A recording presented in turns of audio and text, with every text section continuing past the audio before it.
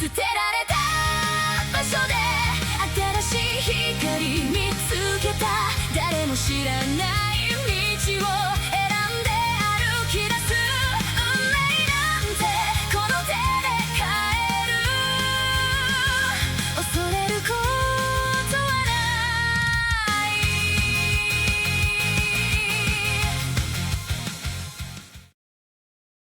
い。荷物持ちのレイン、今日限りで貴様をこのパーティーから追放する。何年も一緒にいて荷物は媚び以外に何ができた。最低今日の魔物すら倒せない。貴様はこのパーティーの恥だ。ガルド殿は本当に容赦がありませんね。イザベル女王、銀貨5枚をかけましょう。レインは泣いてここに残してくれと頼むはずです。そんな結果が決まりきったことじゃ賭けにならないでしょ。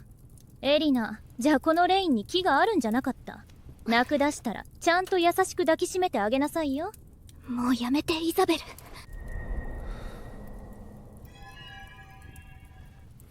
俺を追放するまめに今月分の給料を払ってくれ。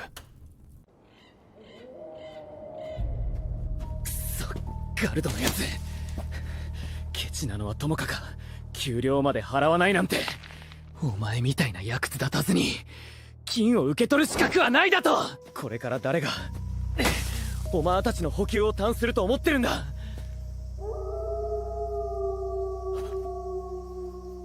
あの時の占い師はやっぱり詐欺師だったんだ。25歳を過ぎたら世界一の幸運に恵まれるだって。明日が15歳の誕生日なのに今日は追い出されていく場所もない。冗談にしてもタチが悪すぎるだろ。ついてないついてない。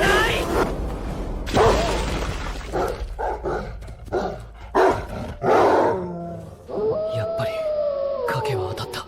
ダンジョンの入り口付近には普通魔物はいない。まずいな。奇形を切り抜けた途端眠気が。ダンジョンの中で無防備に眠るのは奇形だ。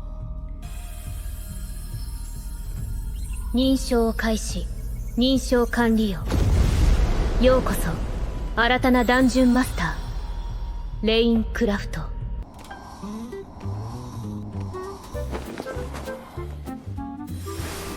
起きてよこの寝坊すか。さっきから人の眠りを邪魔してるのは誰だ。捕まえたらただじゃー。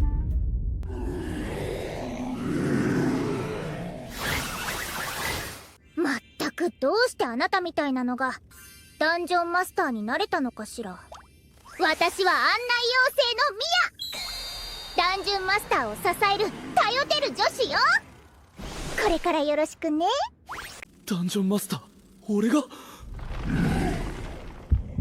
ダンジョンのラスボスとして君臨して倒せば大量の報酬が手にはいるせいで冒険者たちから真っ最に狙われるあのダンマスター。はいはい、分かった。ちょっと道を開けてくれ。先に済ませたい用事があるんだ。邪魔したな。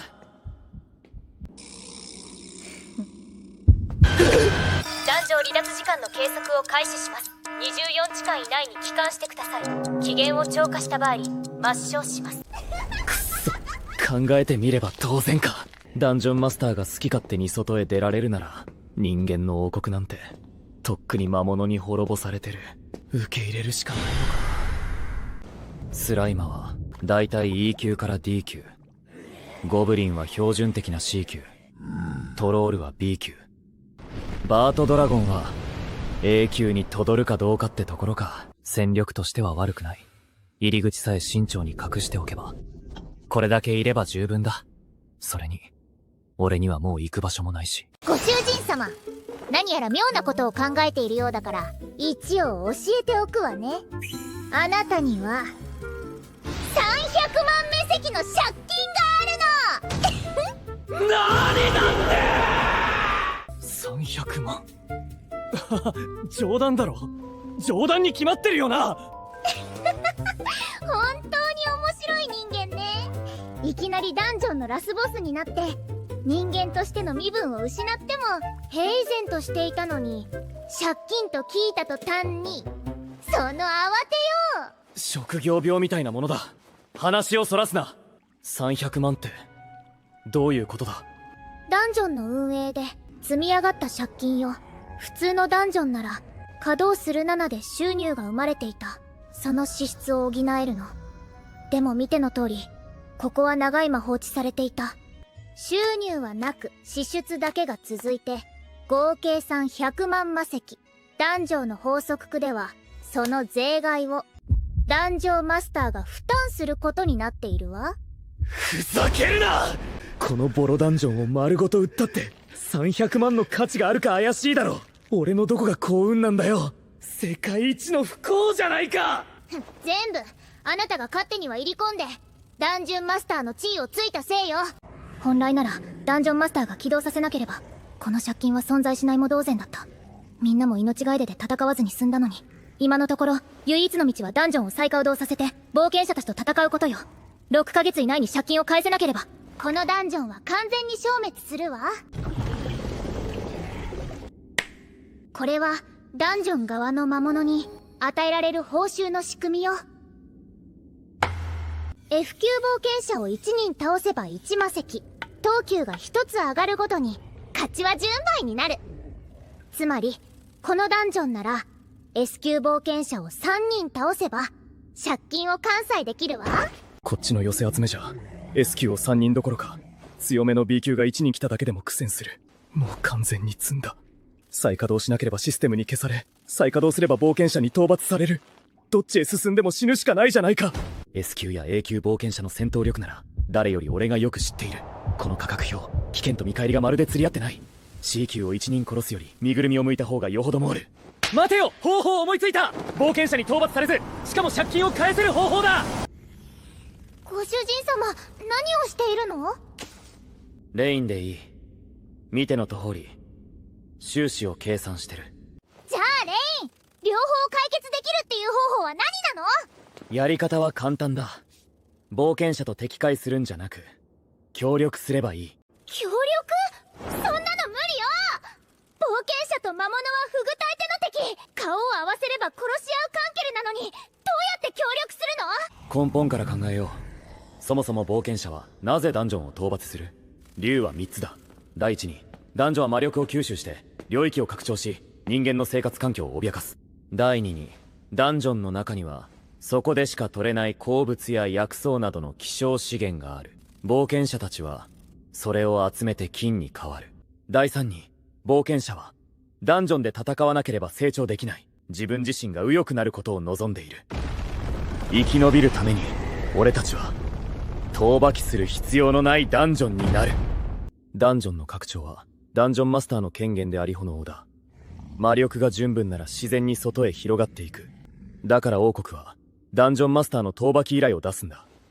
だが俺は違う。領域を広げるよりまず今ある環境を魔力で強化し魔物たちの成長を促す。拡張するとしても無計画に周囲へ広げず地下へ伸ばす。そうすれば人間の生活圏を奪わない俺たちは討伐する必要のないダンジョンになる。それじゃあ人間に合伏しただけじゃない。挑みに来る冒険者は必ずいるわ。その時はどうするの？第一段階は土台に過ぎない。第一段階では討伐してはいけないダンジョンになる。簡単に言えば初心者に優しいダンジョンだ。冒険者を一入殺して得る報酬より生かしたまま金を取る方がずっと多かる。冒険者にとってのダンジョンも同じだ。冒険者たちに入場券を売る。ダンジョンを何だと思ってるの？そんな遊ぎみたいな運営許されるわけないでしょ。普通のダンジョンと同じ運営をしたら俺たちに待っているのは全滅だけだ。俺がやるのは通常の探索に一つ安全装置を加えること。それは魔物のためでもあり人間のためでもある。まずは3種類だ。30魔石の一般券、300魔石の会員券、3000魔石の VIP 券。一般券を購入した冒険者は一般券を購入した冒険者は敗北時にダンジョン内で得たものを敗北時にダンジョン内で得たものを全て没収し外へ退場させる。外へ退場させる。会員券を購入した冒険者は敗北後に簡単な治療を受けられる。さらに核と粉の中から一つだけ持ち帰ることができる。VP 券を購入した冒険者は敗北してもチケットだけを回収する。全ての傷を治療し獲得品も全て持ち帰ることができる。チケットを購入した冒険者にもダンジョンの規則を守ってもらう。マムツが高騰し精霊品を差し出した場合、それを受け取ることはできるが、それ以上攻撃してはならない。違反した時点でチケットは無効となり、ダンジョン内の全マムツから盗撮対象に指定される。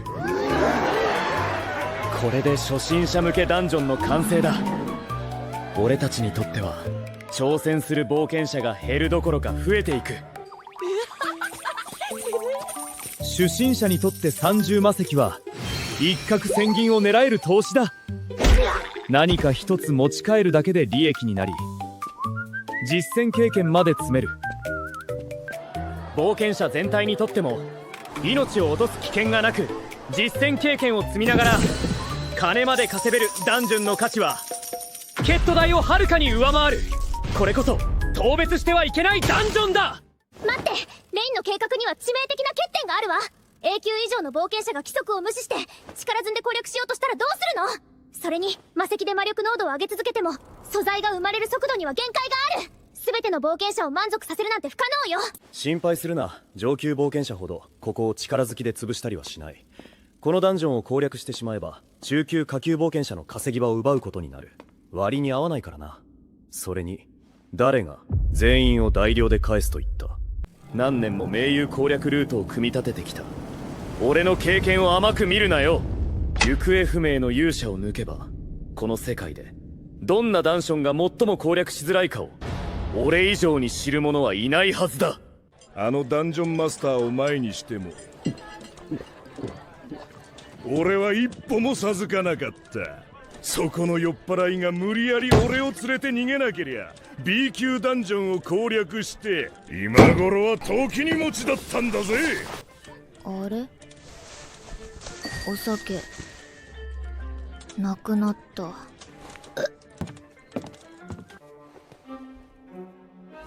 人型のダンジョンマスター。よう兄ちゃん、商売をしに来たのか、それとも俺たちの仕事を奪いに来たのか。商売だ。冒険者登記を持つ者を一人長期で雇いたい。店番をしてもらうだけで月給は1000魔足。魔物津に荷口を任せてチケットを売らせるわけにはいかない。宮は小さすぎるし、ダンジョンマスターの俺が人前に出続けるのも危険だ。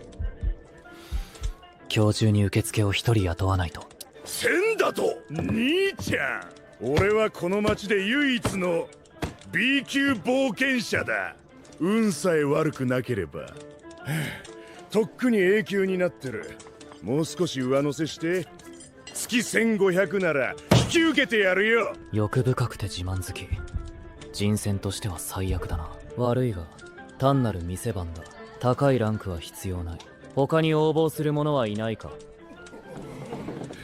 兄ちゃん、よく考えたら月2000が妥当だな。嫌ならこの楽園の町じゃ誰も引き受けねえぞ。じっくり考えな。足元を見やがって。酒と女で体をボロボロにした B 級一人に月2000だと合同の方がまだ筋合いだが、24時間以内に往復できる町はここしかない。どうする。土千幕石で受ける。冒険者通りも持ってる。酔っ払いが何をしゃしゃり出てきやがる。この町でやっていけなくなりたいのか。しかも吐きやがったな。いつ出発する。とんでもない拾い物をしたかもしれない。お姉さん、このチケットを買えば中に入ってもマムツに殺されないって本当ですか。安心して、息の根までは止めないって。少なくとも店長はそう言ってた。今から払い戻してできますか。購入後の払い戻し、交換は負担。ほらさっさと入って仕事の邪魔。私は F 級の駆け出し。あの数のスライムはまともに戦ったら勝てない強敵だ。絶対に避けないと。ギャ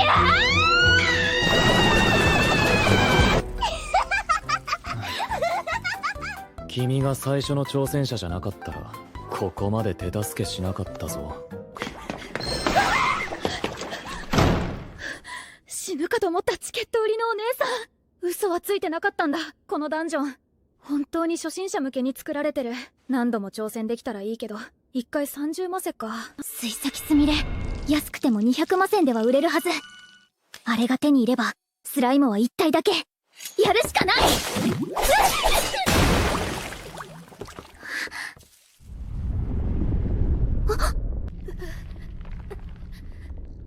トロールさん、これどうぞ。成果はトロールさんに捕まりました。一般券だと。これは持ち帰れないんですよね。いいよ。新人が初めて入った時に手に入れたものは全部持って帰っていいって店長が言ってた。新規客向けの割だって。吐きますね。200魔石、痛い出荷だ。将来への投資だと思っておくか。駆け出し組、たっぷり新しい客をつけてきてくれよ。サム、なぜ基本中の基本である弱月役揃っていない。今は王国が俺たちを勇者として認めるか審査している。大事な時期なんだぞ。タカが永久ダンジェルの攻略に失敗して上の連中にどう思われる。あの永久ダンジョンには珍しいヒュドラ毒がありました。初見の交流で対応するジャトヤツを用意する者なんて普通はいません。むしろ残っていた備中に特攻ジャトヤツが2人分もあったこと自体奇跡ですよ。違う、あれは奇跡なんかじゃない。以前の私たちにとってはごく当たり前のことだった。最適なルートさえ組めていれば自悪奴が2人分でも攻略できたはずだ。冗談じゃない。初めて入るダンジョンでいきなり最適ルートを見つけられる奴がどこにいるんですか。でも私たちは以前それができていた。私たちは誰かから受けていた。あまりにも当然だと思いすぎていたんじゃ。言い訳は聞きたくない。後方支援ならあらゆる状況を構成するのが当然だ。二度と同じ失敗はするな。分かったな。お前が B 級冒険者じゃなければとっくに蹴り出してるところだ。ではもっと優秀な方をお探しください。収入の管理、補給、ルート適正、その上前線で戦えと言われて給料はあなた方の誰よりも低い。こちらもとっくに辞めたかったんです。実話をわきまえろ。俺たちは S 級2人と A 級2人で構成されたパーティーだ。 B 級のお前がどうして俺たち以上の待遇を受けられる。あなた方の名声を信じたからこそ図書の苦労は覚悟して参加しました。ですが実態には浸透失望しましたよ。勇者候補、最下方の冒険者、パーティー笑わせるただの自分では歩けない赤ん坊の集まりです。ローラン、これがお前の紹介した優秀な仲間か。このままじゃパーティーが崩壊する。レインを連れ戻さないと。一般券1枚。毎度どうも。イースちゃん見ててくれよ。前の2回は会員券で道を調べ尽くした。今度こそダンジョンを空っぽにしてやる。成功したら俺とデートしてくれるかイースちゃん。お気をつけで。一般券を1枚ください。イースさん、また来ました。あなたか。しっかり立って転送するよ。気をつけて。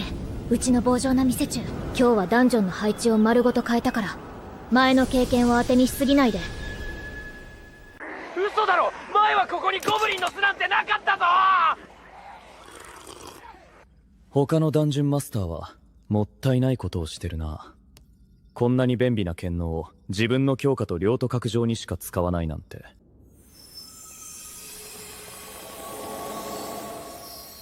覗き見と詐欺まがいの金もみがこの力の正しい使い方なの。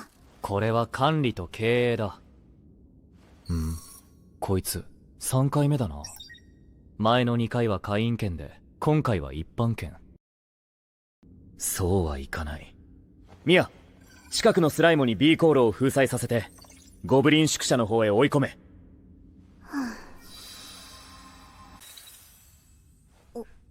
泣いてるな。いい大人が迷子の子供みたいに。ゴブリンに下着1枚まで剥がれたら誰だって泣くわよ。あの駆け出しもまた来たのか。スライムに D コートへ追わせよう。あそこは資源が多くて撤退もしやすい。前から思ってたけど、扱いの差が露見すぎない？経営戦略だよ。あの運の悪い男にとってダンジュンは賭けだ。外れても損は30魔石だけだし、一度でも謳歌すればこれまでの負けを全部忘れられる。だがあの駆け出しにとっては家族を養う唯一の手段だ。安定した継続収入を与えた方が離れない。どちらも将来への投資に過ぎない。意地っ張り。助けてあげたいからやってるくせに。それで本当にゴブリンに身ぐるみ吹かされて、たまたま運悪くスライマの繁殖移動機にぶつかっただけだ。そのダンジョン、実際どんな城なんだ？王国から討伐命令も出てないし、詳しく教えてくれよ。この一杯は俺がおごる。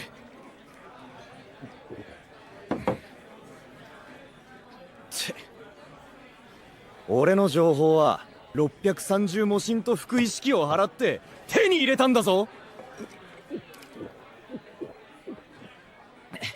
幼馴染だから教えてやるよ。あそこは俺が今まで見た中で一番面白く、一番安全で、そして一番ひずえなダンジョンだ。マムルツは命までは取らない。だが一度捕まえたら必ず何かしら身ぐるみを抜いていきやがる。そうは言っても3回入って少なくとも専門権は稼いだんだろ。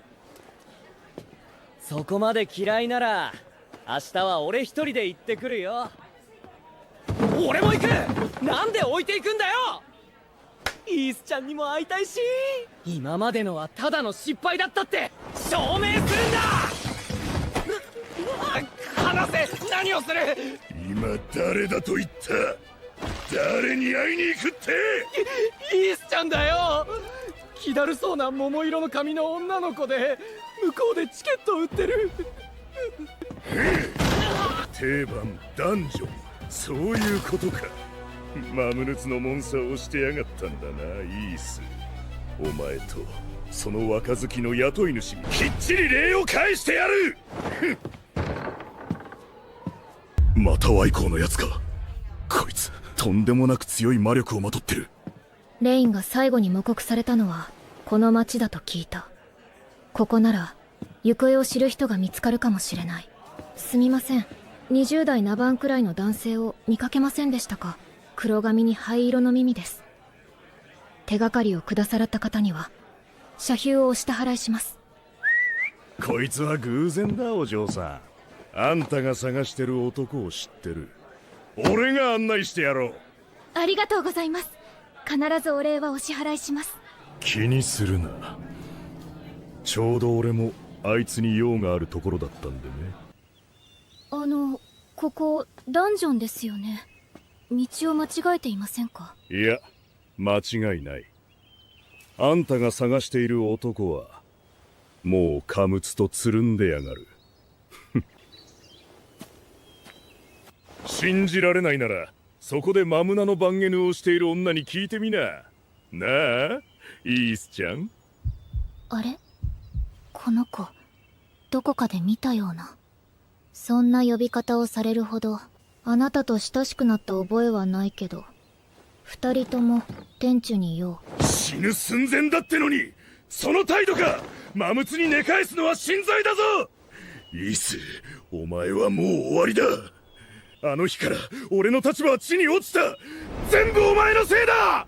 今日こそ失ったものを全部お前から取り返してやる。このバカ、私が命を続けてあげたのに。あなたたちの視点に興味はありません。レオンはどこにいる？そちらの方、レインは本当にここにいるのですか？会わせてください。エリナ、うちの売りもを困らせるな。俺に何の用だ？レイン、どうしてマムツと手を組むほど落ちてしまったの？言葉には気をつけろ、聖女様。何年も尽くした人間を気に入らないからと一言で追い出すような連中よりマムネツの方がよほどマシだ。レイン、あの時のことは私たちにも非があったわ。あなたがずっと支えてくれていたことに気づけていなかった。もうマムヌツなんかと関わらないで。パーティーに戻ってきて、レイン。ずいぶん簡単に言うな。ガルドたちは陵城したのか。俺が追い出された時、どうして誰も一言ともかばってくれなかった。パーティーが立ち役なって今さら俺を思い出しただけじゃないのか。あの時は私たちにも事情があったの。ガルドには私から話すわ。みんな悪かったんだから。あなたも彼に一言謝れば。俺が謝ってまた戻って犬みたいにこき使われろと。エリナ、俺はそこまで安くない。ガルドの性格なら今はまともなダンジョン交差すらできていないんだろ。火消し役が欲しいなら勝手に探せ。俺を巻き込むな。そう急ぐなよ兄ちゃん。身内の話が済んだなら次はマムツと決闘している件について話そうじゃないか。そこのお嬢さん、少なくとも永久冒険者だろ。マブツとの結託事件なら現場判断で裁る権限がある。兄ちゃん、素直に白状した方がいいぞ。うまくすれば命だけは助かるかもしれねえ。お前、法律を半分しか読まないのか。それともまだ酒が抜けていないのか。どういう意味だ。マムツと結託しておいてまだ言い逃れする気か。魔獣使いという職業を知らないのか。俺は魔獣と結託しているんじゃない。従わせダンジョンの管理者として行動を制限している。配下の魔獣が人を殺さない限り俺が責任を問われることはない。毎日あれだけ冒険者が入ってるんだぞ。殺してないって言えばそれで通ると思うのか。証拠を出せ。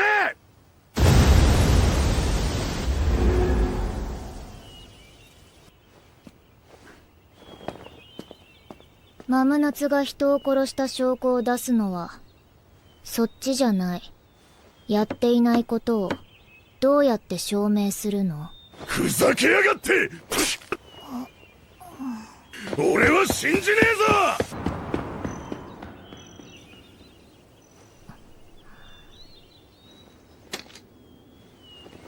ああいう諸悪党が相手でも。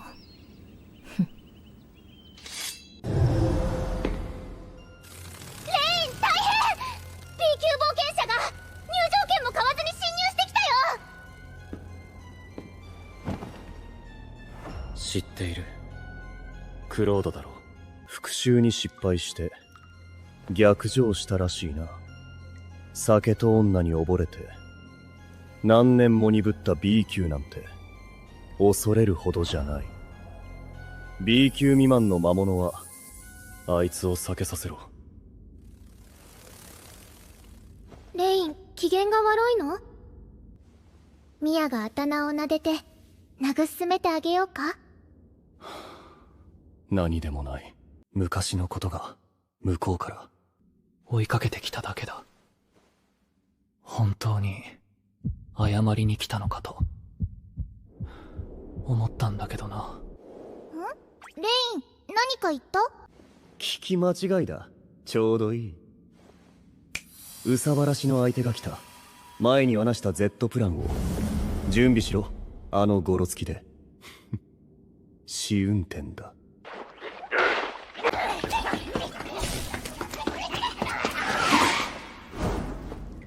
くそ、このダンジョンのマムツはどうなってやがる。出会っても戦わず逃げるだけじゃねえか。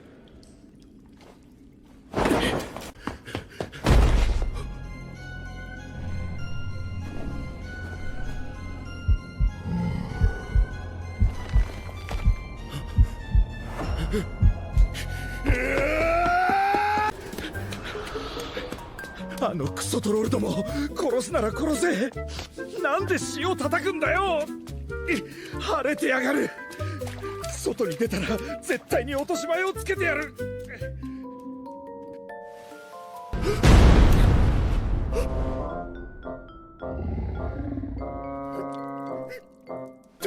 助けて。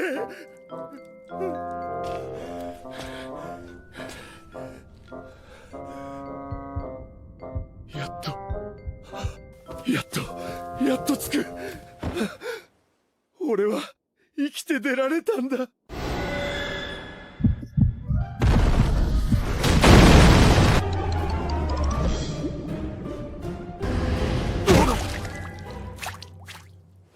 ケットを買わずに入るとこうなる。会員権に変更してください。お願いします。で、俺も1枚。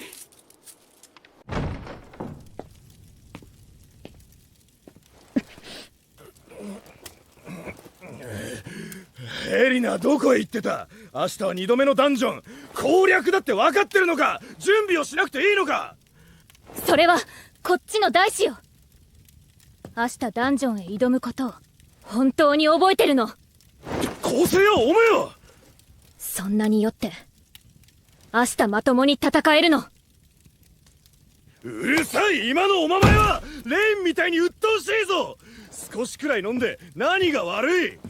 ローランはどこ行った？ローランなら先ほどあなたが酒を買いに行かせました。もういい加減にして今の自分を見て。少しでも勇者らしいと思う。一度の失敗でここまで落ちぶれるなんて。あなたはレイン以下よ。なぜレインが今どうしているか知っている。今日会いに行ったんだな。パーティーへ戻るよう説得したのか？それであいつは承知したのか？断ってくれてよかった。あいつがお前と一緒にここへ現れたら俺は殺さずにいられなかったかもしれない。あなた。ほほほほ、これほど美しい月夜に殺しの花火とは。ガルド殿は随分風情がありませんな。皆様こんばんは。今回はガルド様へとてつもない朗報をお持ちしました。これは勇者の清剣か？その通りです。勇者が失踪してあまりに長い時が経ちましたので、私が少々働きかけましてね。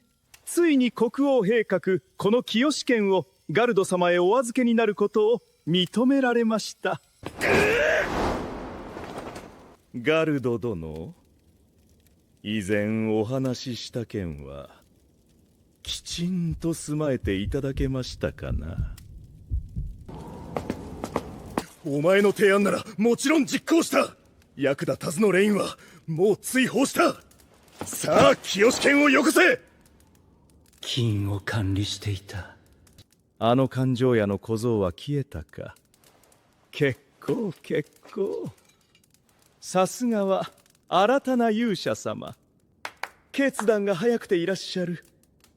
パーティーから非戦闘職を排除すれば全員を英雄として売り出しやすくなります。勇者ガルド、聖女エリナ、魔導神イザベル、そして僧王ローラン。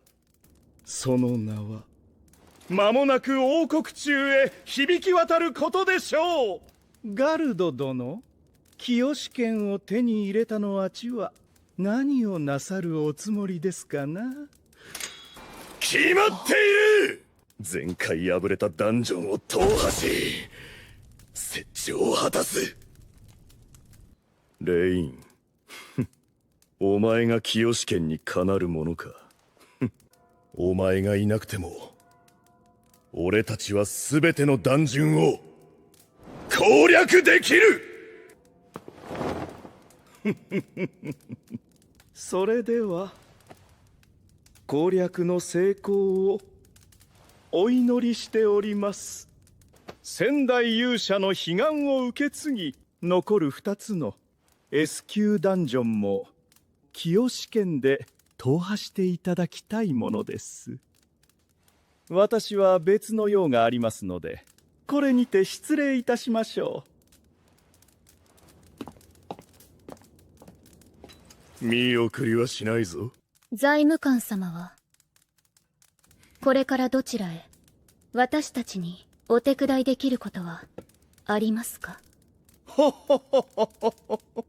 聖女様のお手を煩わせるわけには参りません。近頃魔獣の森にあるダンジョンが荒稼ぎしていると聞きましてね。職務上少し調べに行くだけです。ではお引き止めはいたしません。魔獣の森、レインのダンジョルだわ。営業を始めてまだ間もないのにもう50万魔石か。やっぱり冒険者から巻き上げるのが一倍手っ取り早いな。まだ借金の6分の1だけど、それでも確かに早いよ。半年以内に本当に返せそう。レインって思ったよりすごいんだね。いや、借金は返さない。この金は別のことに使う。まず半分で地下3階と4階を作り、ダンジョン内の魔力のウドを最大まで上げよう。残りの半分でオートからダンジョンまでの直通道路を作る。そんなことをする必要があるの？こんな言っている。冒険者の数だけで借金は十分返せるよ。この定理で満足していたら、いずれ誰かに巧妙な手口で奪われる。この道こそ俺たちが次の段階へ進むための鍵だ。3中300未中、これだけの人数で2000魔石の収入か。とんでもない暴利だな。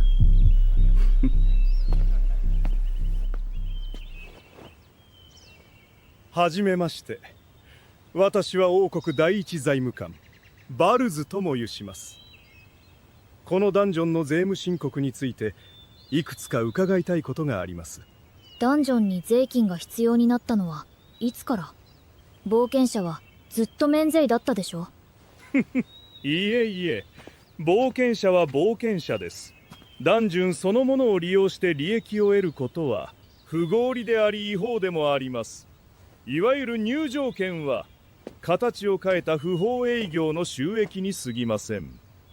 本来となら違法所得を全て没収すべきところですが、ここのダンジョンマスターの税意に免じて過去分を納付し、今後は収入の 50% を税として支払うだけで特別に見逃しましょう。終わりだと、この悪徳役人欲張りすぎだろ。そうだそうだ、それじゃ冒険者から間接的に税金を取るのと同じだ。王国法に違反してるぞ。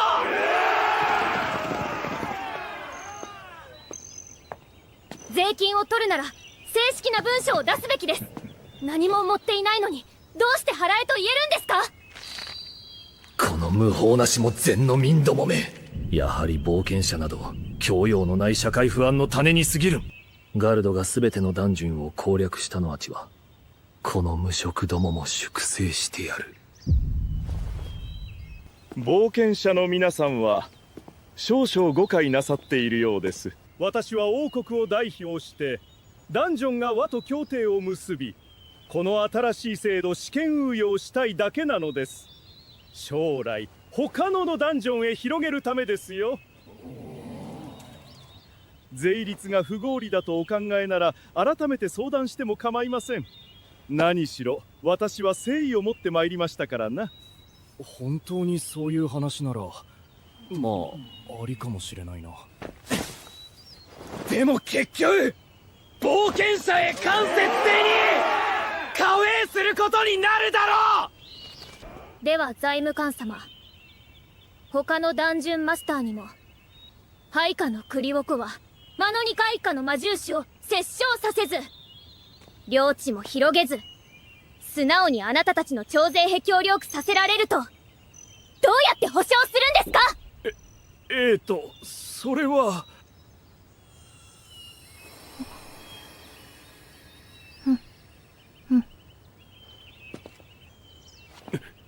店長からの伝言、あなたには1魔石も払わないって。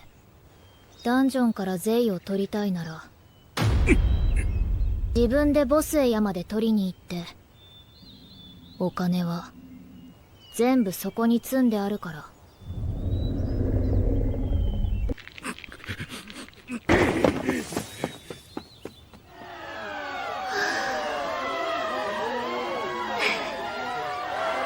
店長からもう一つ。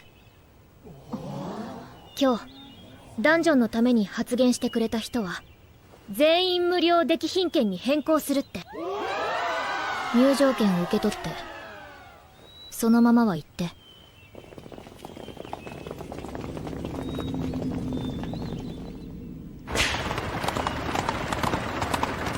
どまみれの下民どもと、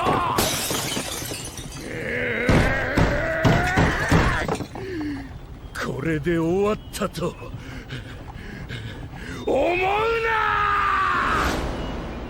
レイン、王国第一財務官をあんなに怒らせて本当に大丈夫なの？具体的な成立なら話し合えるって言ってたでしょ。少しくらい払えばいいじゃない。兵士を連れて討伐に来たらどうするの？落ち着けミヤ。今回の懸案は90ポンとあいつの独断だ。仮に税を払ってもその大半は自分の旗ころへ入れるつもりだろう。どうしてそこまで断言できるの？あいつを知っているからだ。欲深さならそこがない。以前も新しい勇者候補パーティーの名を使い王国内から寄付を集めようとして俺が止めた。だから今回は絶対に表へ出ずイースだけに対応させたんだね。イースだけに対応させたんだね。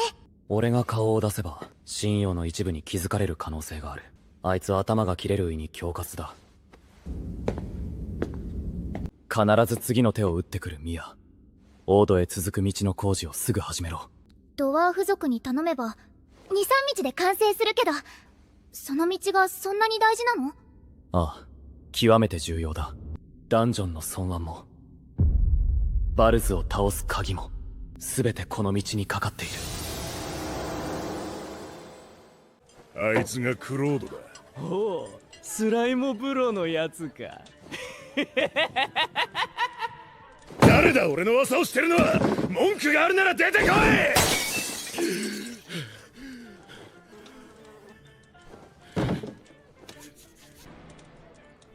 ほほほほほ。あなたがクロード君ですかな。お役人様が俺に何の用です？森のダンジョンへ復讐する機会を差し上げられると言ったら。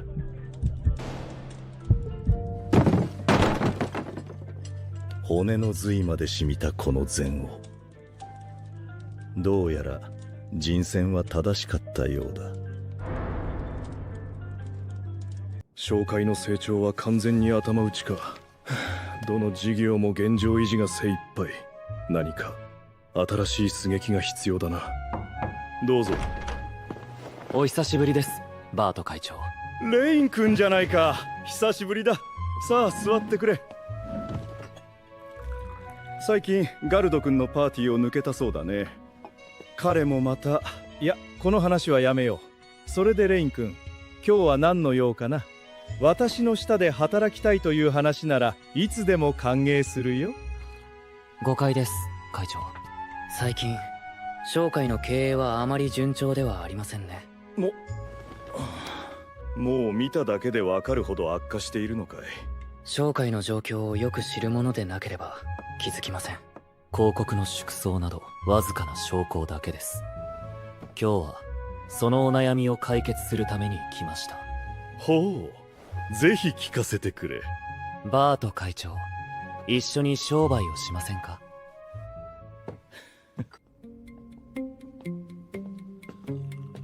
どうだった？そこが知れません。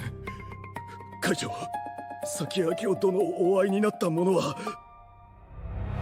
人の姿をしたダンジョンマスターです。強大な力と知性を得せ持つ存在などこの世界には前例がありません。強大さと知性があれと手を組むのはあまりに危険です。片付けなくていい長年の付き合いなのに、私は一度も気づかなかったのか。それならなおさら面白い。ダンジョンマスター本人から持ち込まれた商談、これこそ私が待ち望んでいた出撃だ。BP 券を1枚、一般券を1枚。お嬢さん、約束通り税を徴収しに参りましたよ。クロード、今ならまだ帰れる。引き返すなら今のうち。ふざけるな。お前らのせいでどれだけ恥をかかされたと思ってる。謝罪の一言もなくなかったことにできると思うな。クロード相手にする必要はありません。お嬢さん、チケットを出すのですか、出さないのですか？早く帰ってきて、店長。大変なことが起きそう。こっちを回り込めば前はボース部屋の近くのはずだ。驚いたかレイン。前に追い回された時ダンジョンを一周してる。地図なら頭の中に入ってるんだよ。実に頼もしいですな、クロード君。税を回収できるかどうかはあなたにかかっています。成功すれば約束通り3割を差し上げましょう。金なんてどうでもいい。約束通りこのダンジョンを潰してくれるんだろうな。おかしい。マムツの部屋は全部避けたはずなのに、どうしてこっちへ走ってくる音がする。財務官様、一旦場所を。来るに決まっているでしょう。最初からマムスを引き寄せる香り袋をあなたの服に仕込んでおいたのですか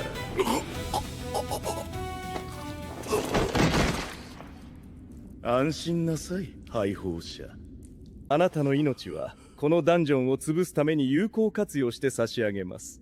親し縁を理由にチケットを買った冒険者まで魔物に殺された、実に分かりやすい筋書きでしょう。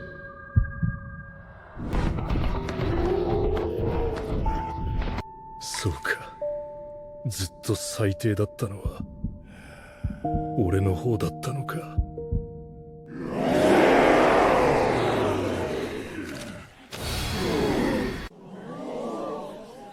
なぜだ！なぜクロード君はチケットを買ったのに殺されたのです？一般券しか買わなかったからですか？それともあなた方ダンボン側と彼の支援が原因ですか？最初からこれが目的だったの。クロードを殺すために連れてきた。ダンジュンを落ちげるためにあなたが彼を殺したの。この日に及んで私へ罪をなすりつける気ですか？この傷は明らかにゴブリーの単価目によるものだ。あなた方には人の心がないのか。まだマムツをかばうつもりなら殺した者を差し出しなさい。差し出せ、差し出せ。絶対に違います。何か裏があるはずです。早く帰ってきて、店長。このままじゃ本当に終わっちゃう。商談はようやく待った。これでバルズがガルドへ命令し、力ずんでダンジョンを潰させる心配はない。まさかガルドまで聖剣を手に入れるとはな。前が随分に騒がしいな。ダンジョンマスターから全権をとどめとされた管理者レインだ。要件があるなら俺に直接言え。これは元勇者パーティーの荷物持ちレイン殿ではありませんか？まさか勇者たちを裏切って、おっと失礼、パーティーを離れたのは魔物の保証人になるためだったとは。聞いたことがあるぞ。勇者パーティーで唯一職業を持たないやつだ。座業以外は何もできないっていう。冒険者が殺されたのにまだ魔物かばるのか。人類の裏切り者だ。バルズ、人をあくって操るその芝居はやめろ。お前のコセクは俺には通じない。みんな傷口をよく見てくれ。クロードの背中、その上部から輪が貫通している。バルズはゴブリンの主役だというが、おかしいと思わないか？ゴブリンの身長は1メートルにも満たない。飛び上がったとしてもこの過去でクロードを刺すのは難しいだろう。財務官様はゴブリンが別のゴブリンの型に乗ってクロードを殺したとでも言うつもりか？そんな過道な真似をしてクロードが気づかないはずもない。クロード君がしゃがんでいる時に不意打ちされたのです。そんな細かい話は関係ない。あなたの配下の魔物が人を殺した、それが疑いようのない事実です。ではこれもクロードが自分で持ち込んだのか？マムチを引き寄せる香り袋だ。ありえない。香り袋は確かに私が、それは偽物だ。たった今お前が入れたのだろう。その通り、今俺が入れた。だが今お前は香り袋をどうしたと言いかけた。お前が冒険者たちにダンジョンを疑わせたように俺はお前を疑わせればいい。同じ手を返しただけだ。バルツ、お前の負けだ。いくら口が達者でも無駄だ。私は教会から真犯を呼んでいる。採点はその方に任せる。好きにしろ。ただし忘れるなよ。今のお前は殺人の容疑者だ。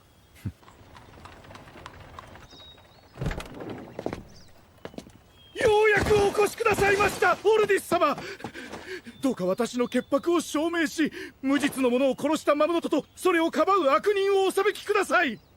安心しなさい。私は誤った裁きを下さない。神の御霊において、あなたが無実なら必ず潔白は示される。迷える死者よ、その無念を語れ。神の御において、塵は塵へ、土は土へ、真実を白日の股に示さん。バルズ。迷える魂は私に真実を語った。彼はゴブリンに殺された。待て、なぜあいつは私がクロードに香り袋を仕込んだと知っていた。シンパギニン殿、それがクロードから聞いた真実ですか？よく考えてください。あいつは俺と因縁があった。あなたに嘘をついている可能性は。罪民め、魔獣に人を殺させた上、死者の意志をねぎ曲げ、魂まで侮辱するつもりか？死者の魂への侮辱ですか？正直俺までクロードに同情したくなってきましたよ。支援を理由にチケットを買った冒険者までマムジに殺された。実に分かりやすい筋書きでしょ。待て！クロードが私を騙したのだ。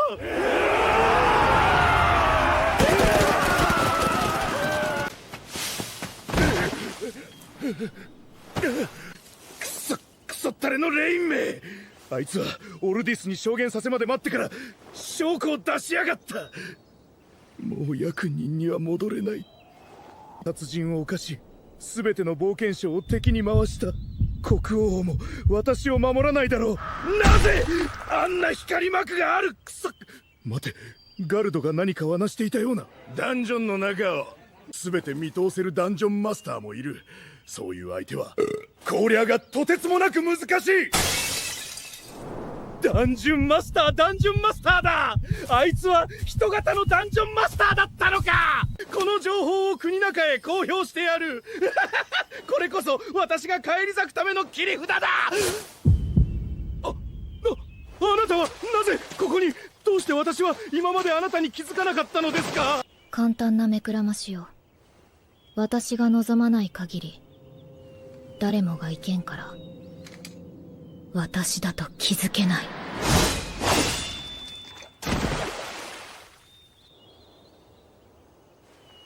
みんなにこのダンジョンを注目されたら私が困るの。だって明日も仕事があるから。すごいよレイン、大勝利だね。途中ではもうダメだと思ったのに、あんな状況から全部ひっくり返すなんて。いや、心象だ。正直審判官が出てくるのは完全に予想外だった。バルズは相当準備していたらしい。光松も。できれば使いたくなかった切り札だ。頭のいいやつに気づかれたら厄介になる。教会を敵に回すのがそんなに怖いの？秩序の維持を優先する。王国と違い、教会は狂信者の集まりだ。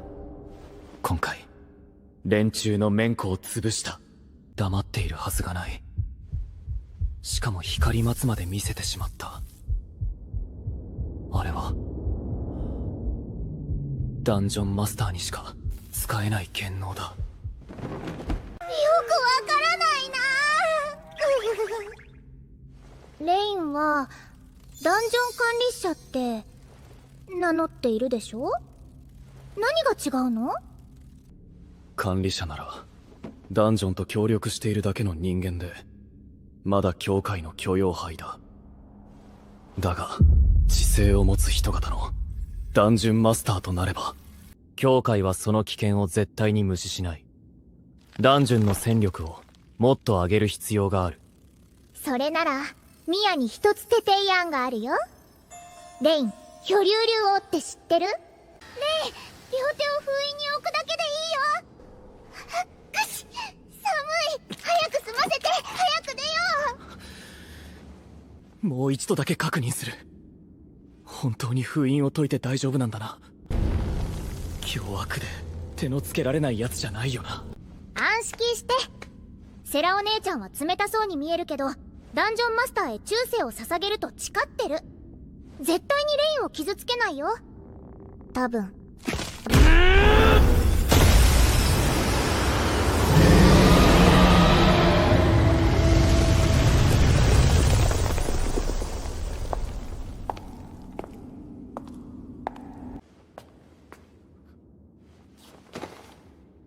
はじめまして、我が思。私は巨気竜王セラです。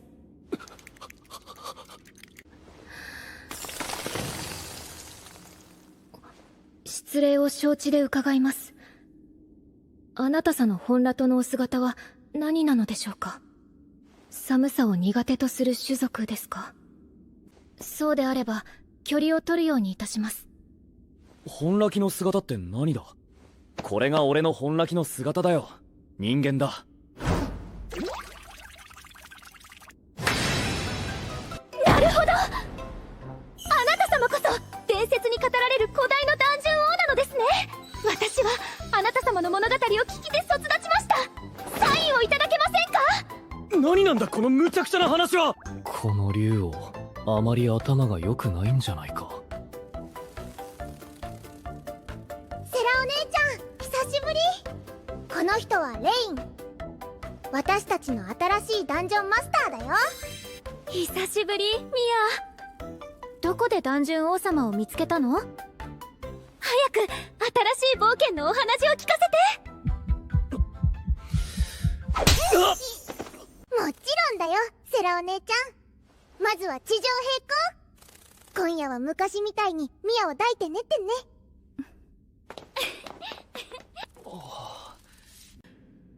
どうして誤解を解かせないんだ。せめてそのダンジョン王が何者なのか教えてくれ。演じるにも設定が必要だろ。必要ないよ。そんな人最初から存在しないから。セラお姉ちゃんはね、小が魔物だから思い込み激しくて人の命令をほとんど理解できないの。でも物語は大好きだから、ダンジョン王の鼻りを聞かせれば簡単に行動を誘導できる。レイン、昔ミアがどうやってこのダンジョンを管理していたと思う？俺、今までにこいつを怒らせたことないよな。おいエリナ、どうしてそんな顔をしてる？今回は完璧にダンジョンを攻略したんだぞ。完璧。清試験で途中の仕掛けを全部壊してダンジョンの勝ちを横隔損なってまで討破することが完璧なの。結局お前はレインがいた頃の攻略方法こそ正しいと思っているんだ。全員泥だらけになって一歩ずりボスエアへ進み、計画通りダンジョンマスターを倒す。そんなものが冒険か退屈で仕方ない。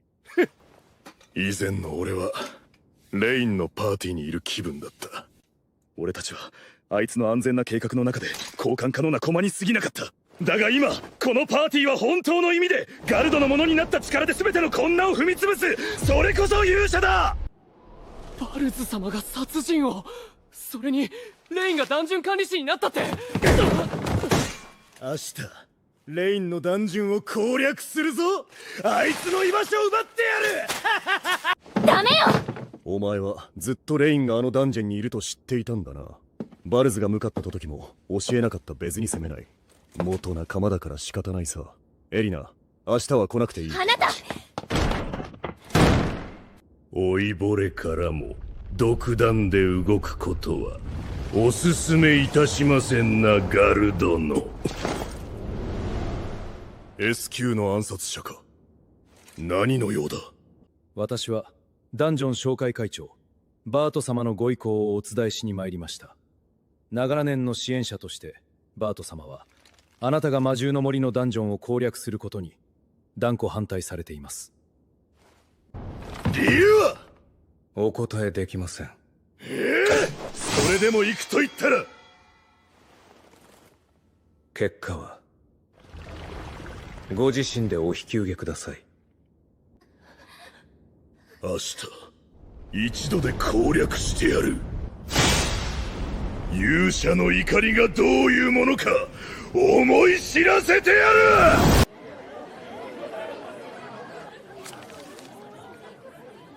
この人は30魔星を払った。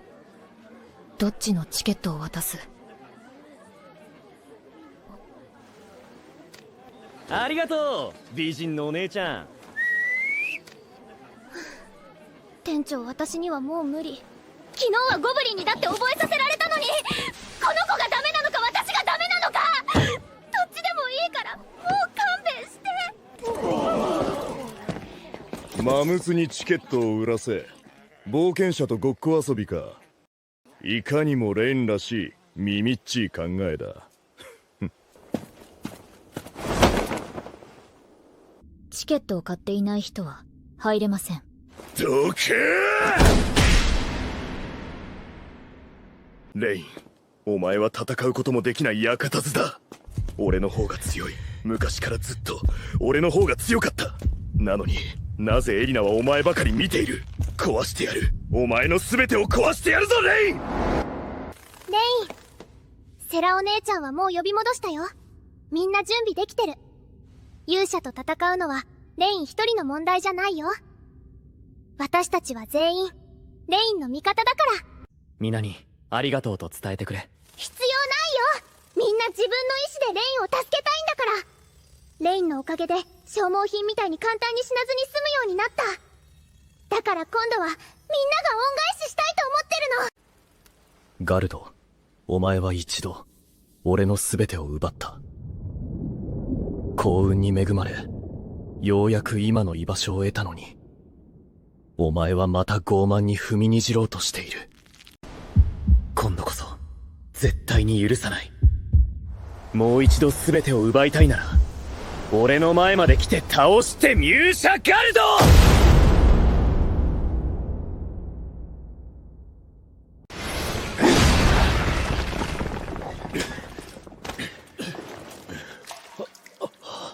助かりましたガルド殿。この罠には毒があります。しばらく私には触れないでください。ガルド、ごめん。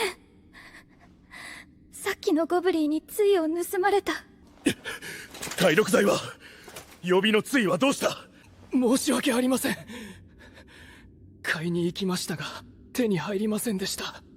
バート様の命令だと言ってどの店も物資の販売を拒んだのです。レインは考察よ。ダンジョン周辺の魔獣の森をダンジョン商会へ売ったの。ダンジョンの集客で利益を得る商会が私たちに補給を売るわけがない。構わない。所詮は馬具の中だ。ダンジョンを攻略してバートに大損させてやる。A クラス級まで強化したトローフを10体並べれば俺たちを倒せると思ったか。レイン、夢を見るな。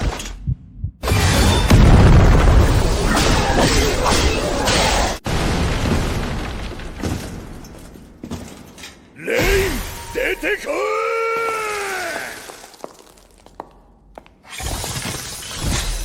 漂流王セラ。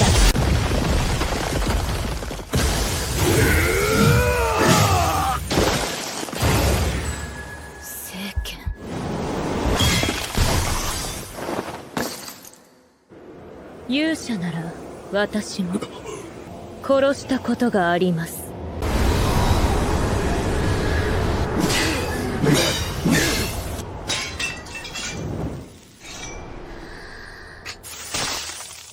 この化け物め。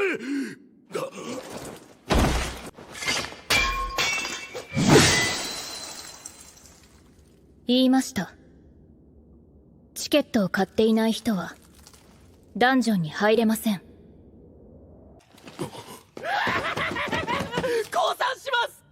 チケットはここに。どうか命だけはお助けください。ローラン、何をしている？黙れ！お前が当てにならないことくらい前から分かっていた。酒を飲んでゴーチを叩く以外何もできないくせに、俺が予備を用意して何が悪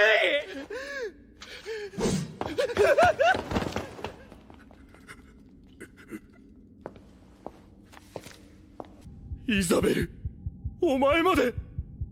漂流王様、これはガルドのチケットです。ダンジョンの規則に従い、どうか彼の命をお助けください。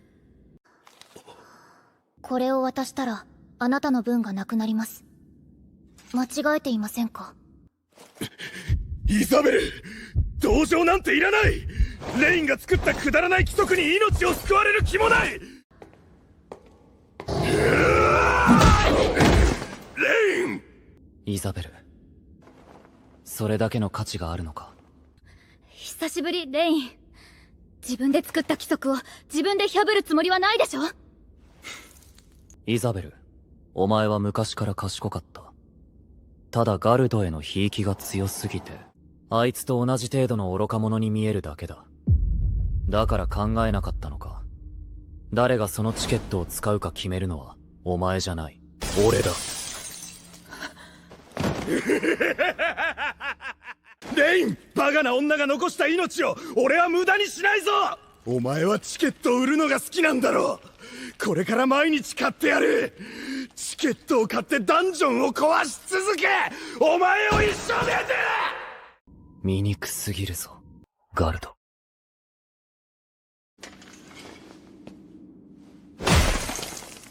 お前が目指した勇者はチンピラのように他人を脅し、狂ったふりをして誰かを守ろうとする存在なのか？マムノと結託したお前に俺を語る資格はない。殺すなら殺せ、レイン。お前は運が良かっただけだ。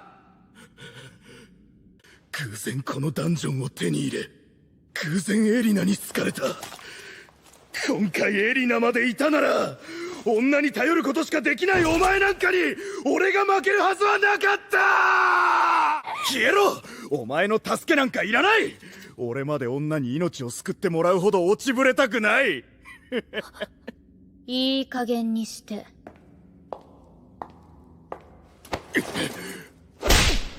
エリナ、お前。ガルド、勇者候補パーティーの名をどこまで英語せば気が済むの？今のあなたは負けた後に地面で泣きわじる子供と同じよ。持っている魔石を全部出せ。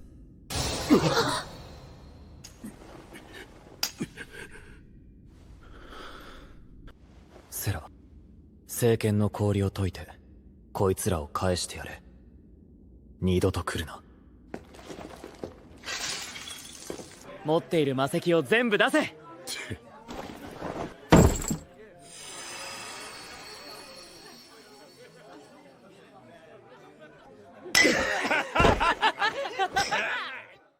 俺は間違っていない。俺は間違っていない。ここは任せる。私は花を摘みに行ってくる。ガルド、待って待ってよ。もういい。お前まで俺を笑いに来たのか。そんなわけない。ガルド、私はずっとあなたのことを。私は本当に君を笑いに来たんだけどね。後輩。何の用だ。顔も見せられない卑怯者め。まったく先輩にはもう少し敬意を払いなさい、勇者君。誰か分かったぞ。全てを投げ出して逃げた先代勇者だな。俺に喧嘩を売るとは寝ぼけてるのか。戦う前に一つ聞こう。君にとって勇者とはどんな存在だ？決まっている。力で悩みを消し裂き、立ちはだかる者を全て投げ払う、それが勇者だ。私よりひどい答えだね。少し痛い目を見てもらおうか。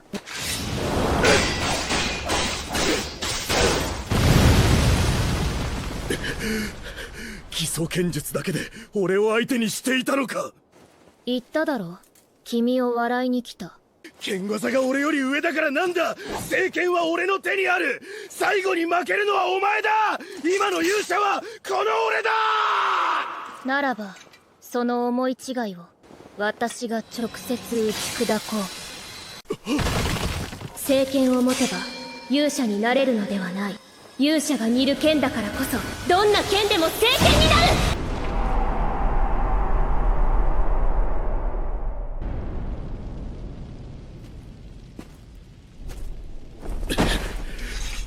本当に俺を笑いに来ただけなのか。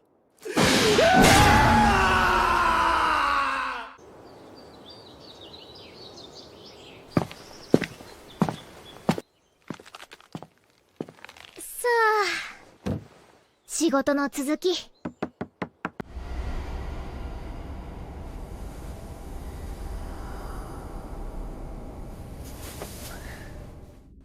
この後は俺たちの祝勝会だ。エリナも参加するか？あなたがガルドを返すとは思わなかったわ、レイン。お前の顔を立てただけだ。昨日情報をくれなければ事前の準備もできなかった。それにあいつはダンジョンの上位魔物を一体も殺せなかった。それで十分だ。あなた、嘘がすぐ顔に出るって言われたことはない。行くぞセラ。戻ったらガルドのパーティーを抜けるわ。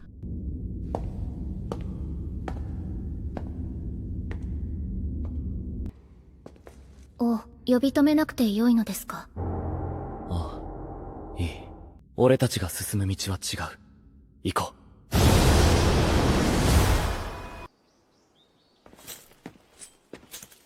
イースちゃん、会員券を1枚。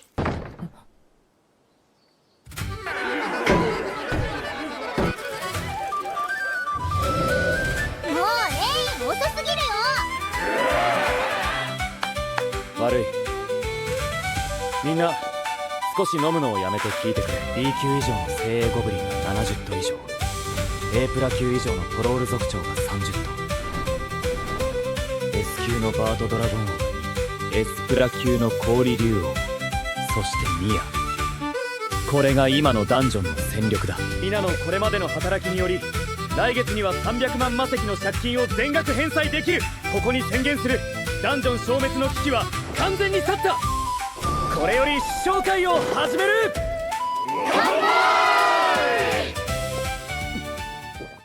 癒しの伊豆摘みの水で割った酒が想像以上にうまい。また一ついい商品をつけてたな。店長、どうしてここにいるの？私は仕事中に飲んでないよ。気にするな。今日は好きなだけ飲め。だが明日からは入場券を間違えるなよ。この前なんてあの駆け出しのリリカが貴賓券を持っては行ってきたぞ。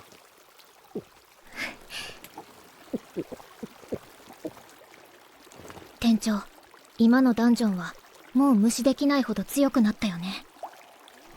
次は何をするつもり？何もしない。これまで通りダンジョンを経営するだけだ。そういえばそろそろ給料を上げてもいいな。ダンジョンの受付責任士にならないか？やめておくよ。うまくできる。自信がないし、誰かの期待を背負うのは重すぎるから。レイン、ミアもお給料を上げてほしいな。お前に給料なんて払ってないだろ。こいつは寄ってるから先に連れて帰る。レイン、あなたはいい人だよ。どうかそのままでいて。レイ、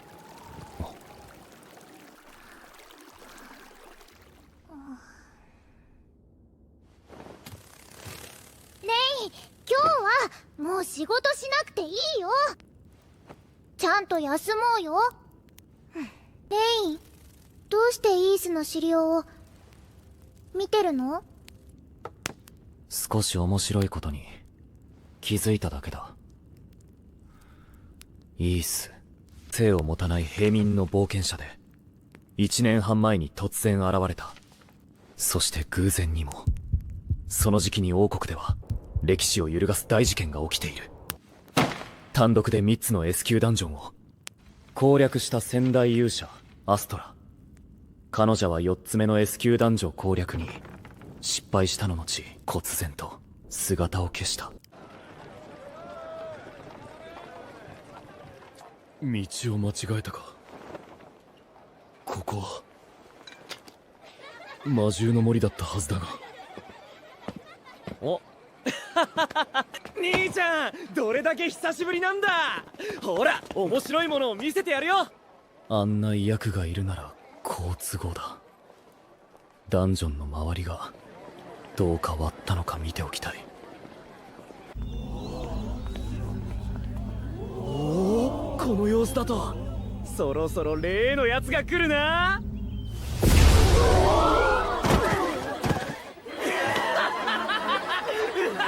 これもダンジョンの毎日の名物だ。通剣を買え。安物の装備で一発勝負を狙った。筋がねえりの駆けすきが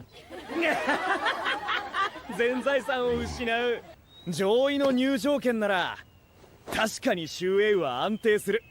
でも通常券の方が刺激的だぞ。一度自分で体験すればわかる。新人に変なことを教えないで。この常連ギャンブラー、約束の新人1人につき300魔石。はいはいはいはい、もう言って。はじめまして、私はリリカ。ここで案内人をしています。幸運のダンジョンへようこそ。幸運のダンジョン。ここは獅子王の5庭という名ではなかったかったか。幸運のダンジョンというのは私たち冒険士がつけた呼び名です。中で幸運に出会えるよう願いを込めて。さあ、一度体験すればわかります。私が案内しますね。気をつけてください。このキノコは近づくとマピ放射を出しますそのおかげでこの辺りにはマムツもあまり寄ってこないんです。よいし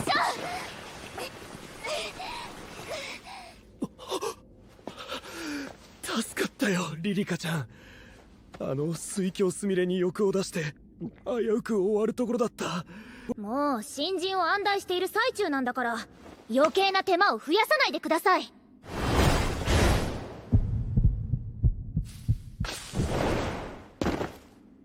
ほら、これが欲しかったんだろ。兄ちゃんすげえ腕だ。今日から俺たちは兄弟だ。名前はなんていう？飲んだ。無事なら先へ進みましょう。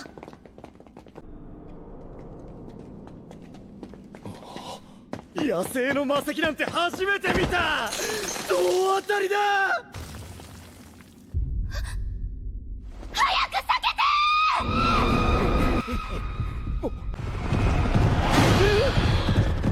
助けてバカ、ここはバトドラゴンのゴートです。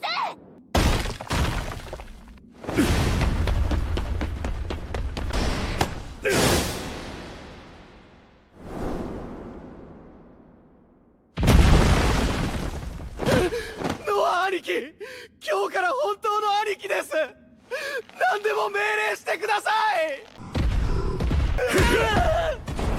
戦わなくて大丈夫です、ノアさん。別の方法があります。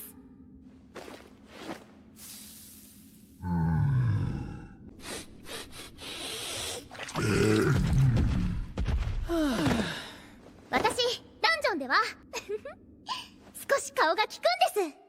半年も経つとこいつらは同断と回廊を受け取るようになるのか。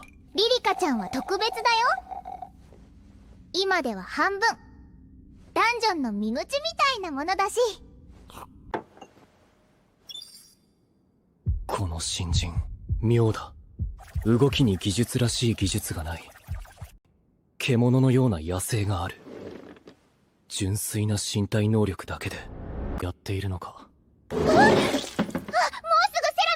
ついちゃう。もうリリカちゃんを甘やかすのはやめないと。ちょうどいい。セラにあのノアの実力をすらせよう。ミア、起こしてこい。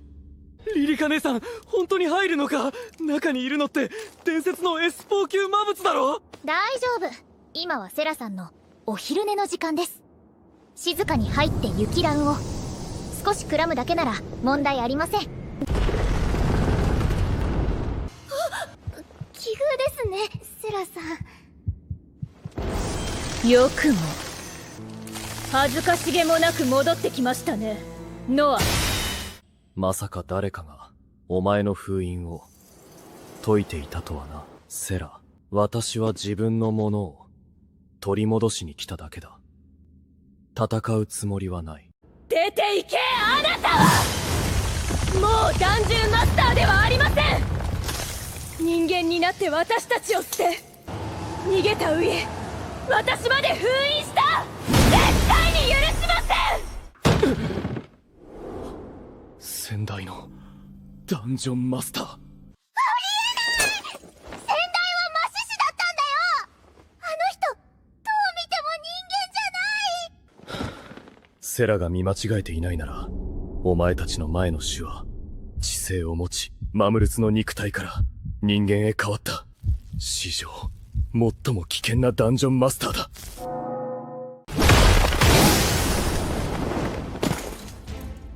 これだけ戦えば少しは気が済んだか。出て行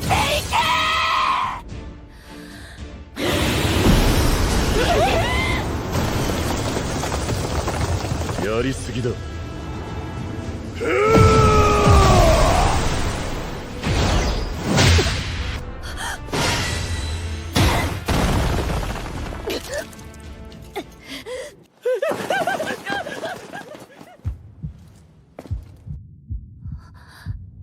ノアさん。まだ戦いたいなら相手をしよう。セラ、忘れたのか。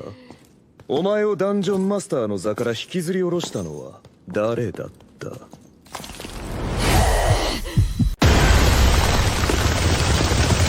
数百年も封印されていた割には成長していたらしい。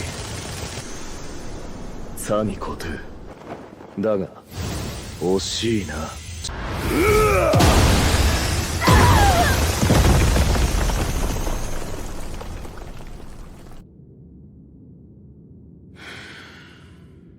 お前が封印の中で数百年眠っていた間、私は人の姿で鍛え続けた。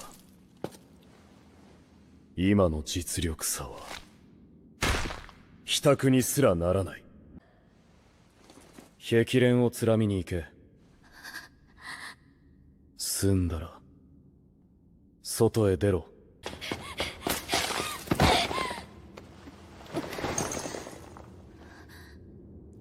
かった。息はあ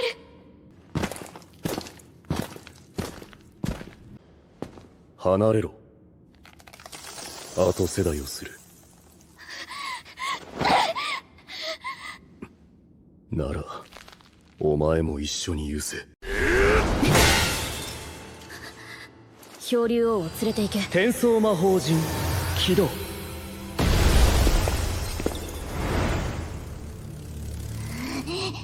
久しぶりだな、ミア。そちらが新しいダンジョンマスターか。私の拳を止めたそちらは何者だ。私は通りすがりの冒険士だ。気にせず続けてくれ。先輩、今回はナニーのためにもずってきた。まずは褒めよう。人間、私のダンジョンをよくここまで管理した。何が私のダンジョンなの？よくそんなことが言えるね。レインがいなかったら、レインいなかったら。お世辞はいい。先輩、要件を話してくれ。話は単純だ。かつて捨てたダンジョンマスターの地位を取りも返し、再びこのダンジョンを管理する。お前たちの知らない場所でダンジョンは強大な脅威にさらされている。それから守り、脅威と戦うには強い指導者が必要だ。不筒の人間では務まらない。お前たちの知らない場所でダンジョンは強大な脅威にさらされている。それから守り、脅威と戦うには強い指導者が必要だ。普通の人間では務まらない。承知するだけでもう命の危険に怯えずに済む。その上大金まで手にはいる。俺の答えは断る。交渉は決裂か。だがこれも予想通りだ。私がダンジョンを踏破すればダンジョンマスターの権限は自動的に私へ戻る。明日が来るかでせいぜいあがくといい。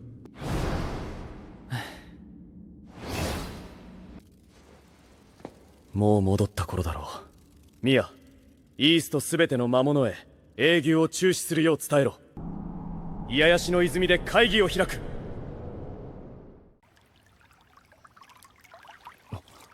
セラ、傷はどうだ？重いのか？何の問題もありません、王。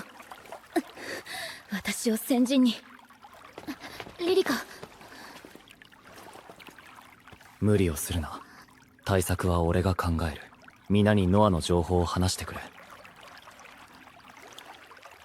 ノアはもともと普通の魔獅子に過ぎませんでした。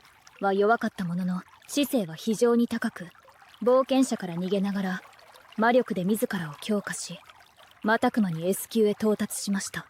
その後ダンジョンマスターだった私に挑戦してきました。あいつは肉弾戦しかできず、私はずっと優勢でした。最後は彼は私よりダンジョン管理に向いていると思い、わざと負けてあげたのです。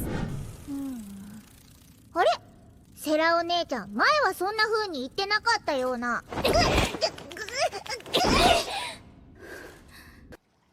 とにかくノアはダンジョンマスターとなり、この場所を S 級ダンジョンへ育てました。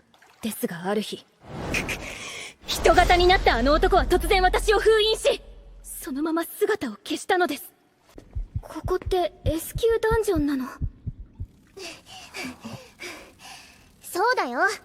5階 S 級ダンジョンの最後の一つ、100年前に消えた獣王のイティワなんだ。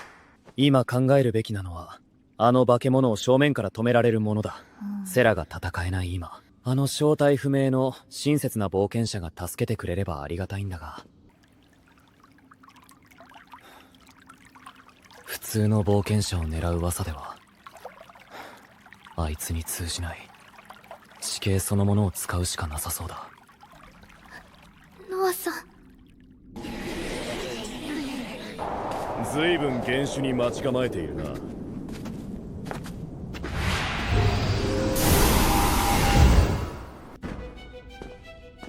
罠を用意したか。私を甘く見すぎだ。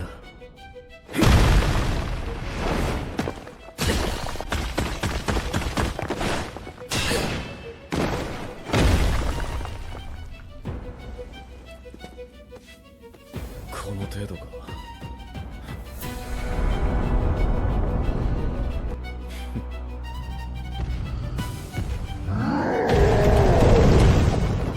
少し浜したな。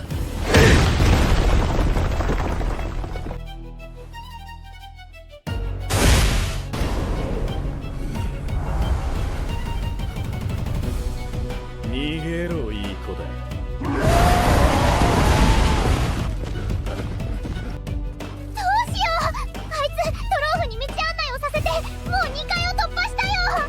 慌てるな。トローの縄張りは2階までだ。3階では同じ方法で教員に進めない。店長、少し外で用事を済ませてくる。ダメだ。何をためらっているのかは知らない。だが自分なりの理由があるなら最後まで自分勝手でいろ。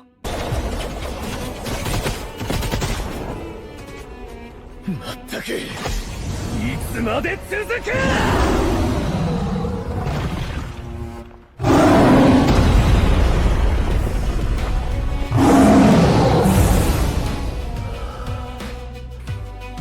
出てこい。匂いでわかる。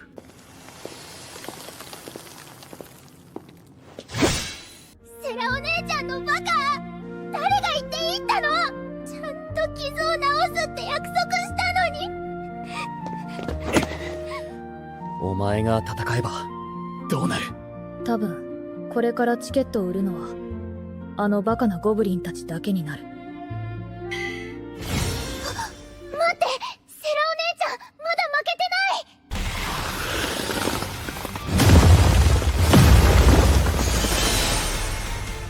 ない。ノア、一度捨てたあなたに戻る資格はありません。お前たちのために去った。そしてお前たちのために戻ったんだ。この愚か者。私は少し頭が弱いです。そんな私に騙されたあなたはもっと大バカです。表敬最終魔法、恐竜王の意向、絶対精度。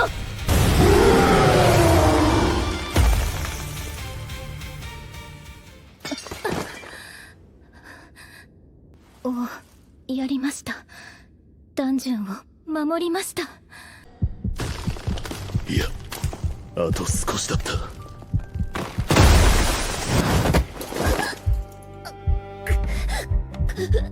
どうやって？その技を見るのは初めてではない。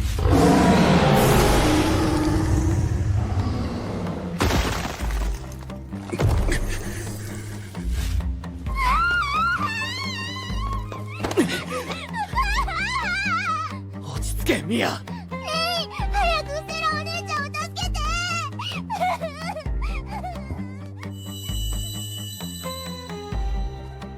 もう向かった奴がいる。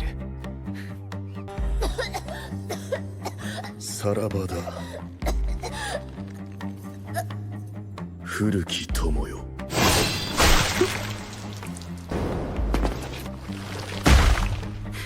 このダンジョンは面白い。チケット売りの少女まで恐ろしい強さだ。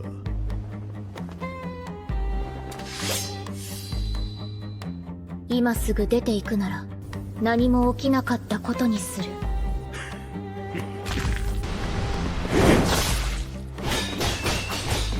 この少女も私と同じ力の使いに長けた天才か。最小限の力で攻撃の機先をずらしている。だがこちらにも手はある。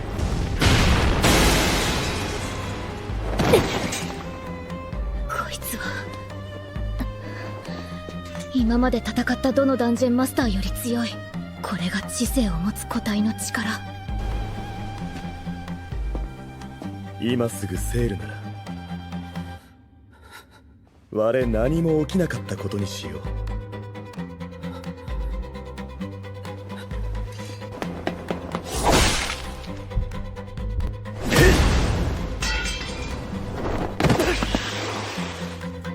第2ラウンドは引き分けということでどうだ。悪気だ。あの距離から直撃しても衝撃を逃がしたか。だが図書は効いただろう。9割以上流してもこの威力。倒すには聖剣を使うしかない。聖剣を使えば。受け取ってください、イース先生。おバカさん、これからはチケットの値段を間違えちゃダメだよ。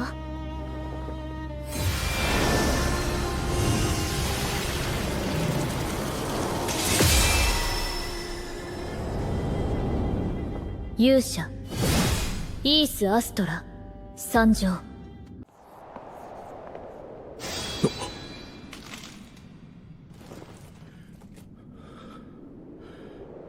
代表金だった俺の役目もようやく終わったか。ニキタ、お呼びでしょうか。勇者が再び聖剣を呼び出した。連れ戻しなさい。あの者はあまりに長く道を見失っている。何だその力は。聖剣の祝福、手にした剣を聖剣へ変える力。聖剣はあらゆるものを断ち、汚れを浄化し、呪文を切り裂く。降参して私を見くぐるな。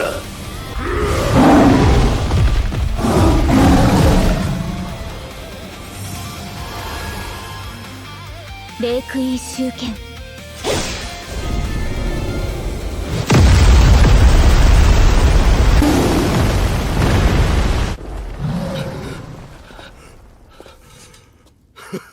私の負けだ。敗者にふさわしい結末を与えろ。待ってくださいリリカ。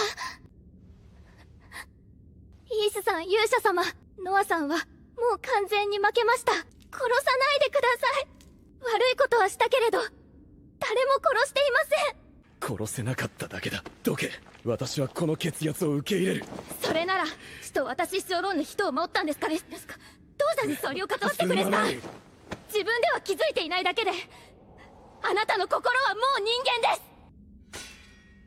何か大きな恐怖があるっていうなら生きて残って一緒にダンジョンを守ればいいじゃないですか。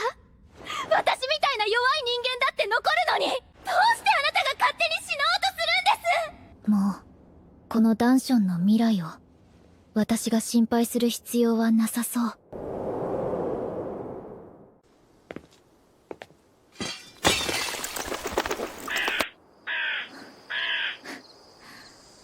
もうこんな時間か。あ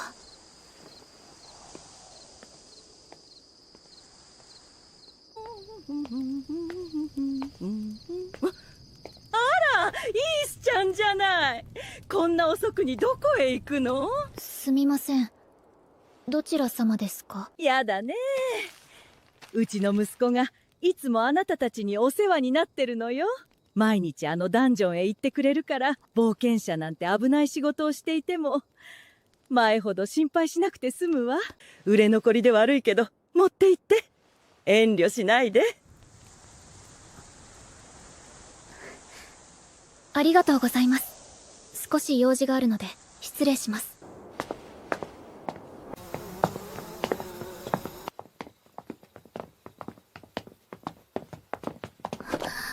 あれ、イースじゃないか。こんな時間まで休んでないのか。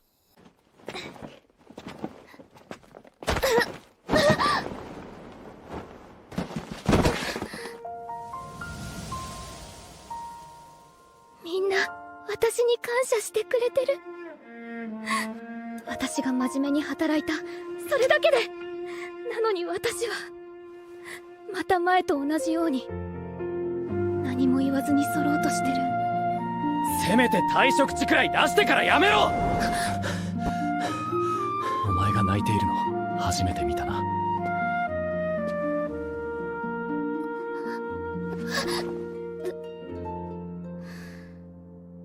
店長はもう少し空気を読める人だと思ってた。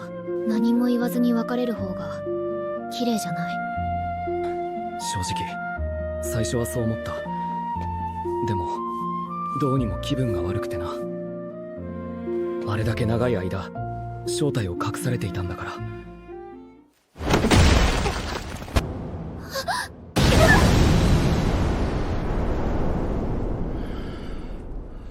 勇者様、遊びはもう十分でしょう。あなたが皆へどれほどの迷惑をかけたかお分かりですか。神の寵愛を売れながら、それなのに。誰かと思えば偽証のオルディス様じゃないか。黙れ。魔物と交わる危険な平民め。審査銀様、口を開く前にまたどこかの亡霊に騙されていないか。よく考えた方がいい。例えばバルツとかな。大司教芸家の命によりあなたを迎えに参りました。勇者様、使命を果たす時です。今のこいつの使命は一つだけだ。俺のために入場券を売ること。お前たちにどんな責任も押し付けられる筋合いはない。ありがとう、レイン。この日々は本当に楽しかった。でも私にはどうしても果たさなければならない使命があるの。人類のために全てのダンジョンを攻略する。人々を魔獣の脅威から完全に解放するために。うちのダンジョンにいるバカだもんな。人雷の脅威になると本気で言えるのか。笑わせるな。何が使命だ。俺は失われた S 級ダンジョン獅子王の御庭のダンジョンマスターだ。全てののを倒しこのダンジョンを踏破してみろ、勇者。どうして自分から言ったの？あの光幕、そういうこと様、今すぐ奴を討ち取ってください。これは勇者へ、そしてお前たち教会へ送る宣戦布告だ。いつも受け立レイン。すまなかった。私が悪かった。どうか許してくれ。聞こえないな。誠意が足らりないよ。もっと大かな声で。うわバカ、イースを必ず連れもかわして約束したでしょ。なのにどうして逆に宣戦布告するの？しかも教会の人にまで正体を知らせちゃった。つい頭に血が上ってみんなすまなかった。疲れているのにまた力を借りることになる。いいえ、むしろこれこそ王の器です。私も王のように堂々と宣戦布告してみたい。先輩、何か意見があるのか？諦めろ。お前たちではあの女に勝てない。迷宮と魔物の宿命から抜け出したと思っていたが、結局は同じだったな。昔から目に見えない何かの意志が魔物と人間を戦わせているように感じていた。まるで逃れられない宿命のようにな。それがあなたが去った理由なの？ダンジョンを廃棄して他の魔物が戦わなくて済むようにするため？半分はそうだ。そうでなければセラが新たなダンジョンマスターにならないようわざわざ封印したりしない。だが結局私は怖くなった。互いに殺し合うこの循環から逃げたかったんだ。人間として100年を過ごい、ようやく分かった。人間側で魔物との戦いを煽っているのは教会だ。この出来事がなくても教会はいずれあらゆる手段でお前とダンジョンを狙す。バカ、そんなこと最初からはなせばよかったでしょ。何も言わずに一理で動くなんてセラお姉ちゃんよりバカだよ。私はバカではありません。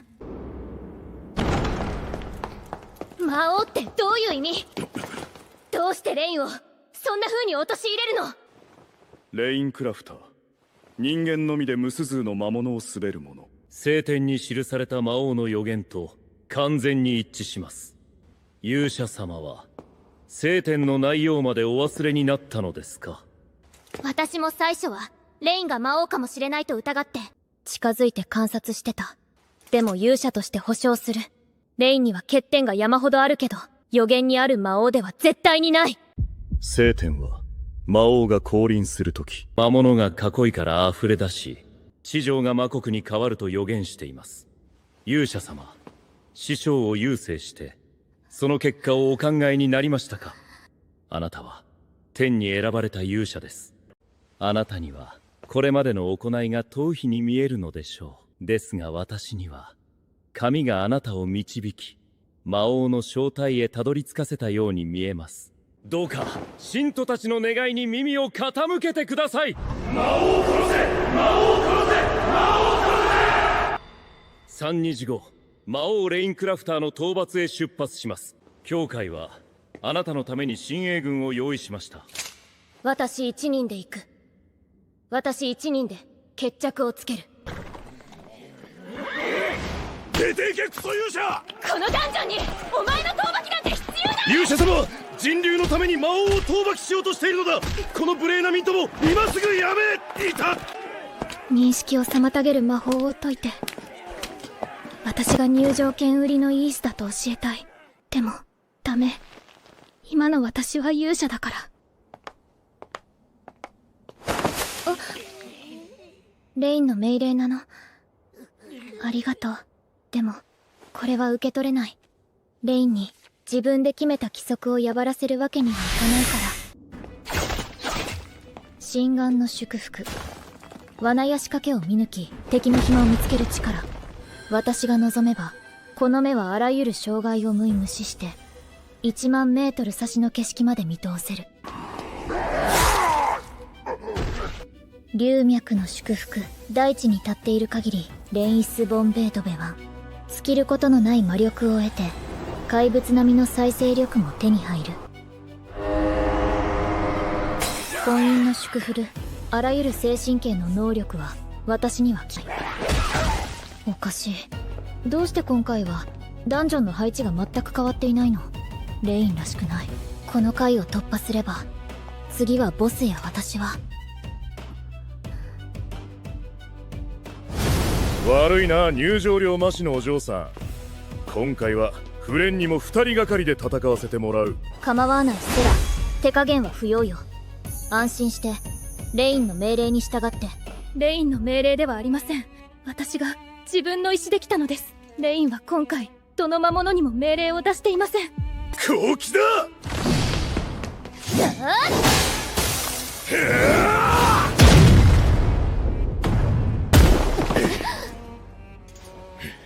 いい年後だセラ。二人が連携した時の恐怖は想像以上ね。これ以上長引かせられない。秘密セッ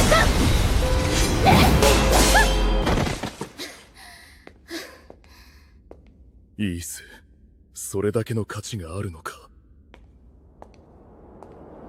来たな勇者。人類のためここであなたを撃ちます、魔王。噂にかかったな勇者イース・アストラ。魔力用道ですね。それを押せば私が持っている旋風君の魔力が一斉に暴発し、私は跡形もなく消し飛ぶ。あなたが全力で魔王を演じているように私も全力で勇者を演じていたんです。これでようやく終われる。バカ、離して。あなたまで一緒に死ぬつもりですか？ああ、最初からそのつもりだった。魔王と勇者が再土地になる結末だ。バカ。はい、押した。どういうことですか？魔王と勇者はたった今再通知になった。ここからはダンジョン経営者が職務放棄した料金所係を誓る時間だ。今まで本当にお疲れ様。少なくとも今この部屋にいる間だけは勇者でいなくていい。ずっと辛かった、苦しかった。戦うのは嫌いです。あなたたちと戦うなんてもっと嫌でした。何度も死にかけました。攻撃を受けると本当に痛いんです。教会は誰ともパーティーを組ませてくれなくて、3ヶ月もの間ひたすらマムツと戦い続け、誰とも一言も話せなかったこともありました。人類のためだからずっと耐えてきました。でもたった一つのダンジョンを攻略できなかっただけで、みんなは私の全てを否定した。もう頑張れません。苦しい。イース、きっと何日も眠ってなかったんだね。実は俺が冒険者になったのもあなたに憧れて力になりたいと思ったからなんだ。あなたがしてきたことに感謝している人間はちゃんといる。ん？どうして？起きて時に言ってあげないの？そんなの恥ずかしすぎるだろ。よく考えたら昨日の私、勝手にここへ押し火しかけて大暴れして、勝手に泣いて全部吐き出して、そのまま恥ずかしく寝落ちしたんですよね。死にたい、やり直したい。イース、大変なことになった。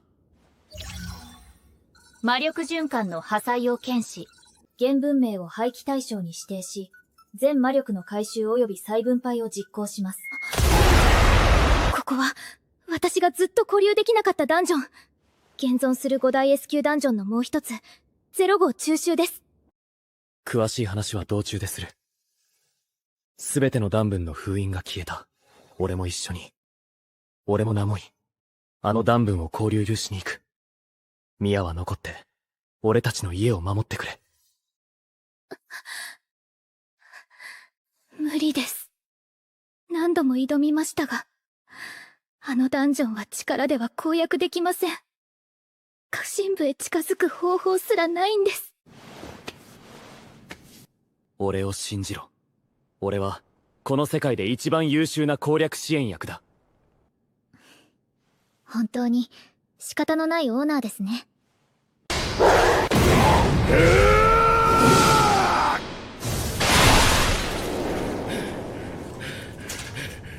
助かった。くそ、どうして魔物が地上へ出てきやがった。終末だ。イースの小娘は失敗した人類はもう終わりだ。魔王はレインクラファーだ。レインみたいな奴が魔王なわけねえだろ。これ以上ふざけたことを言ったら魔物の森に放り込むぞ。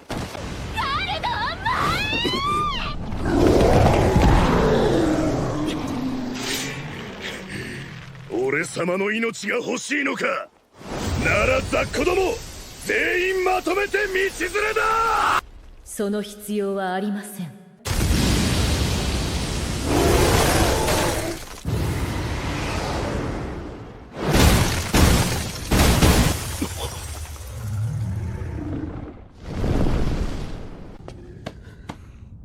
うちのボスはもう勇者様と一緒に問題を片付けに向かった。俺たちはここを守り抜けばいい。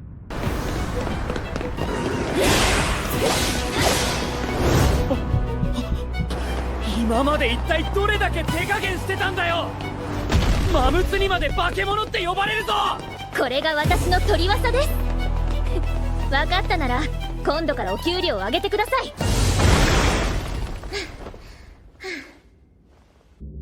この結界を突破しなければ中へは入れません。問いに正しく答えることでしか解除できないんです。私は納得させられる答えを出せませんでした。あなたに任せます。第一問、お前は何者だ。俺はレインクラフト。運に恵まれたただの人間だ。証人、第二問、ダンジオンとは何だ。私はこの問いを超えられませんでした。必ずよく考えてから答えてください。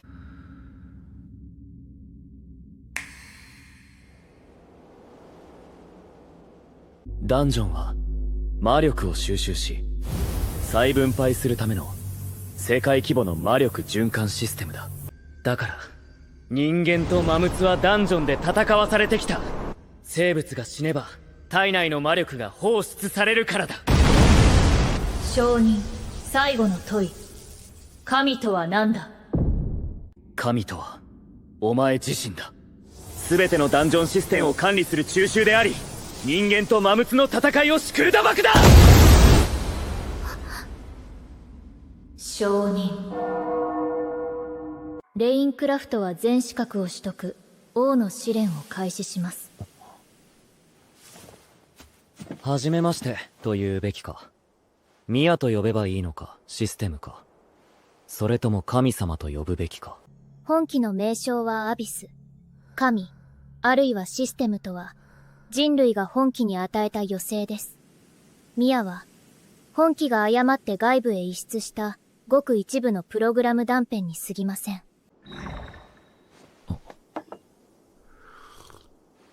会話ができるなら、交渉で解決しよう。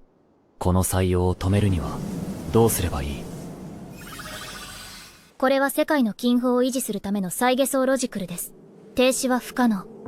今回の事態を引き起こした原因は、全てあなたにあります。レインクラフト様。なぜだ？これまで、魔力の帰結または暴増により、無数の文明が滅亡しました。そのため、ある時代の文明が本機とダンジョンシステムを創造し、魔力の均衡を管理させたのです。彼ら自身も最終的には滅亡をまぐれませんでした。しかし本機は今日まで続け、以後に誕生した各文明の存続期間を従来の10倍以上に延長してきました。あなたがマムルと人間の死後論密を低下させた行為は、疑いな均衡を破壊しました。演算結果では、魔力循環は300年以内に完全崩壊し、その時点で全ての生命が絶命の危機に直面します。最悪の事態を回避するため、本機は全ての魔力を回収すると決定しました。あなたが新たな魔力源を発見しない限り、本機が停止することはありません。質問だ。魔石とは何だ？この文明に固有の魔力資源、生物の死後、逸散した魔力が通常の鉱物へ付着することで生成されます。笑った。俺のダンジョンでは人間もマムも死んでいない。それなのに天然の魔石が至る所に生まれている。サイエンさん、分析を開始。魔力の発見源は感情。魔力は生き物だけが持つ感情の力だ。死ななければ魔力が放出されないと思い込んだのは、死の直前に感情が激しく揺さぶられるからに過ぎない。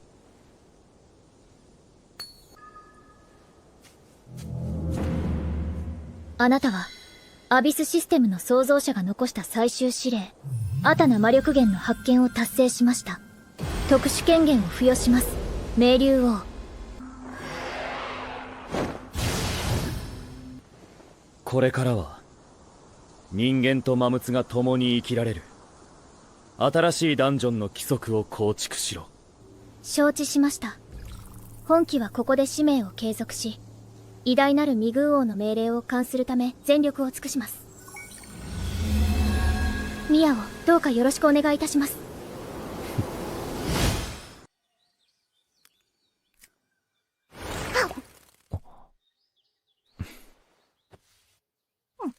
未了王なんてものになったけど、結局何も変わってない気がするな。オーナー！セラがまたノアとこっそり別のダンジョンへ喧嘩をしに行きました。向こうのダンジョンマスターがもう殺されかけています。パス！行くぞ。あいつらを止めに行こう。何しろ今の俺はこの世界全部のラスボスだからな。